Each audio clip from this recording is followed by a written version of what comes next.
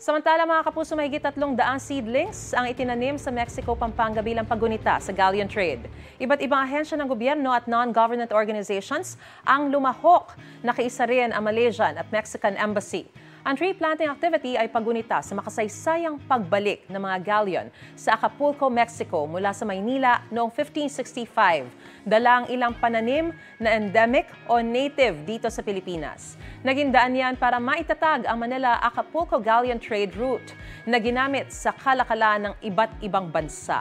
Ayon din sa organizer ng event, isang paraan ng tree planting para magampanan ang tungkulin natin na pangalagaan ang ating mundo.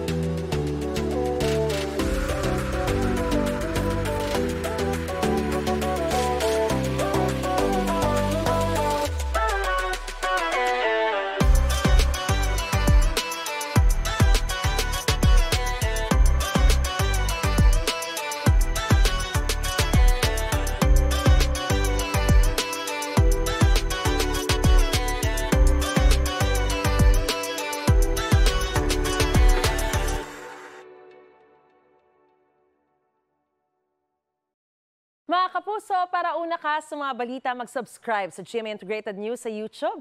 Sa mga kapuso abroad, subaybayan niyo po kami sa GMA Pinoy TV at sa www.gmanews.tv.